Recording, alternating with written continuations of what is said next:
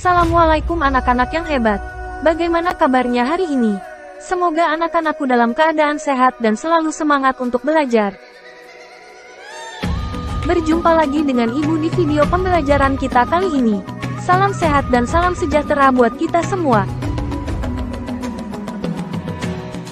Anak-anak yang hebat, pada video sebelumnya sudah dibahas tentang metode ilmiah dalam merancang suatu percobaan. Anandaku masih ingat kegiatan apa saja yang kalian lakukan dalam merancang dan melakukan percobaan? Coba perhatikan gambar pada slide ini. Apakah Ananda tahu kegiatan apakah yang dilakukan oleh seseorang pada gambar ini? Nah, pada video kali ini, kita akan membahas topik pengukuran, besaran dan satuan. Tujuan pembelajaran yang harus Ananda capai setelah belajar materi ini adalah mampu 1. Mengenal besaran dan satuan dalam pengukuran. 2. Memilih alat ukur yang tepat digunakan dalam percobaan. 3. Melakukan pengukuran dan membaca skala dengan benar. 4. Mengevaluasi teknik pengukuran. Ayo anak-anak, simak video ini hingga selesai. 1. Pengamatan selama eksperimen. Pada saat kita melakukan percobaan, kita mengamati atau mengukur variabel terikat. Data hasil pengamatan dicatat dalam bentuk tabel agar dapat lebih mudah dibaca dan dipahami, sebagaimana yang dilakukan oleh para ilmuwan. Pengamatan yang dilakukan selama percobaan dapat dilakukan secara kualitatif dan secara kuantitatif. Pengamatan kualitatif merupakan jenis pengamatan yang dilakukan dengan mengandalkan alat indera tanpa adanya bantuan alat ukur. Pengamatan ini juga tidak mengacu pada satuan pengukuran tertentu yang baku. Adapun data dari pengamatan ini disajikan tidak dalam angka melainkan hanya deskripsi. Contoh, pengamatan terhadap rasa buah, warna daun, warna bunga, bentuk dari paruh burung dan lain sebagainya. Pengamatan kuantitatif merupakan jenis pengamatan yang dilaksanakan menggunakan alat ukur tertentu dengan mengacu pada satuan tertentu yang baku. Jenis pengamatan ini akan menghasilkan data kuantitatif yang penyajiannya dalam bentuk angka. Contoh, pengamatan terhadap panjang daun, lebar daun, tinggi badan dan lain sebagainya. 2. Besaran. Pengukuran sangat penting dilakukan dalam suatu eksperimen untuk dapat memperoleh jawaban atas tujuan percobaan kita. Pengukuran sangat erat kaitannya dengan besaran dan satuan dalam sains. Pengukuran adalah proses membandingkan nilai besaran yang diukur dengan besaran sejenis yang dipakai sebagai satuan. Besaran adalah segala sesuatu yang dapat diukur dan hasilnya berupa angka atau nilai. Setiap besaran mempunyai satuan. Di slide ini, memperlihatkan bagaimana cara mengukur jarak dua buah kelereng dengan menggunakan jengkal.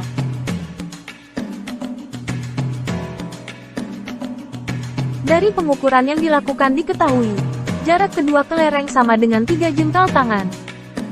Jarak disebut besaran, 3 disebut nilai, dan jengkal disebut satuan. Dan di slide ini, contoh saat kamu melakukan pengukuran panjang meja dengan penggaris. Misalnya hasil yang diperoleh adalah panjang meja sama dengan 100 cm. Maka, panjang adalah besaran, 100 adalah nilai dari pengukuran, dan cm adalah satuan.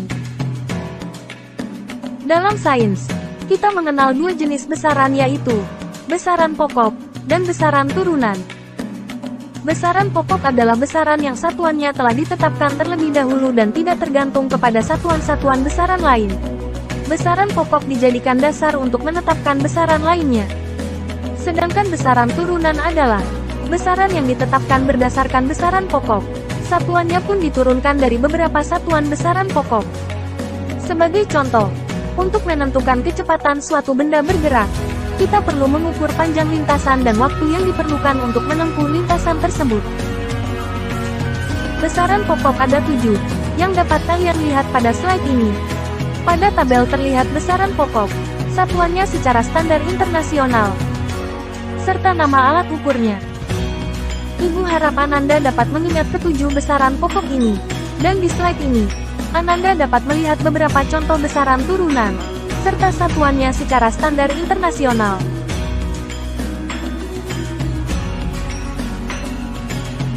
3. Satuan. Dalam melakukan pengukuran, agar seragam maka dianggap perlu untuk menetapkan suatu pembanding dalam pengukuran. Pembanding dalam pengukuran disebut satuan. Satuan dalam pengukuran ada dua, yaitu satuan baku dan satuan tidak baku. Satuan baku adalah pembanding dalam pengukuran yang selalu tetap, tidak berubah-ubah dan dapat digunakan secara umum di mana saja. Sedangkan satuan tidak baku adalah pembanding yang pengukurannya akan berbeda-beda tergantung pada suatu keadaan.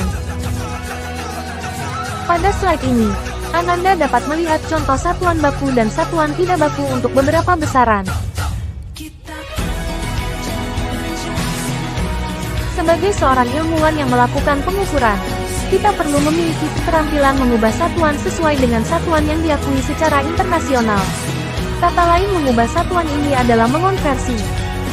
Misalnya kita mengukur panjang suatu kertas adalah 32 cm, dan lebarnya adalah 28 cm. Sementara kita diminta untuk menyatakan kedua besaran itu dalam satuan meter, sebagai satuan internasional. Maka kita harus melakukan konversi satuan cm ke satuan meter. Penjelasan konversi satuan akan kita bahas pada video yang lain. 4. Alat ukur dalam pengukuran.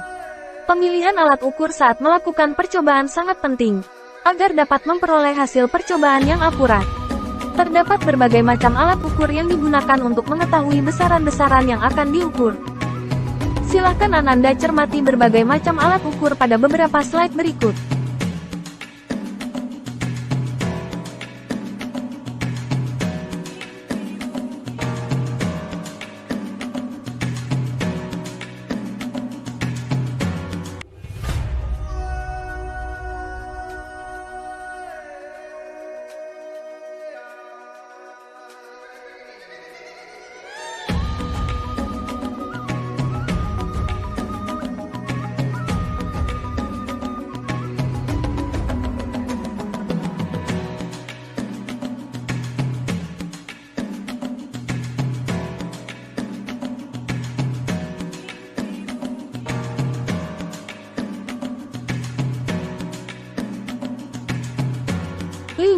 Teknik pengukuran yang benar. Saat melakukan pengukuran, perlu dilakukan dengan cermat agar hasilnya tepat. Hal-hal yang harus diperhatikan ketika melakukan pengukuran, yaitu sebagai berikut. A.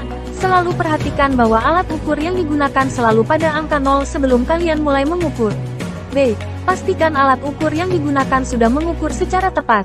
Misalnya jika mengukur suhu cairan, termometer ada di dalam cairan, bukan di atasnya, juga tidak menyentuh wadah cairan. C. Selalu catat pengukuran disertai satuannya. Gunakan simbol satuan yang benar. D. Hindari kesalahan paralaks, di mana pengamatan tidak dilakukan sejajar dengan skala benda terukur. Maka kalian perlu sejajar dengan pembacaan skala pengukuran. Apabila terjadi kesalahan paralaks, maka hasil pengukuran bisa terlalu rendah atau terlalu tinggi dari yang semestinya, seperti terlihat pada gambar. Segera mencatat hasil pengukuran. Jangan mengandalkan ingatan saja karena keterbatasan manusia mengingat. F. Cairan biasanya memiliki bentuk yang tidak rata atau cembung sehingga dalam mengukur volume cairan, selalu bacalah skala pada sisi cembung cairan tersebut. Jika cairan cembung di bagian bawah, maka bacalah skala pada batas itu. Namun ada cairan tertentu yang mencembung di bagian atas. Untuk cairan seperti ini, bacalah skala pada bagian atas, seperti yang terlihat pada gambar. Di slide ini, Ananda dapat memperhatikan dan memahami pembacaan hasil suatu pengukuran.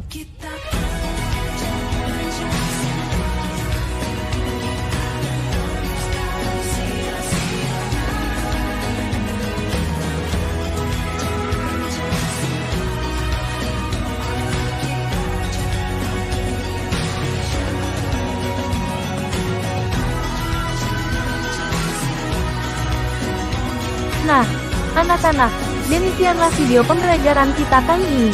Terima kasih sudah belajar bersama Ibu. Dan tetap semangat untuk memacu diri menjadi lebih baik. Dan jadikan setiap harimu menjadi hari yang luar biasa. Sampai bertemu di video pembelajaran yang lain. Salam sehat, salam bahagia, salam juara. Assalamualaikum warahmatullahi wabarakatuh.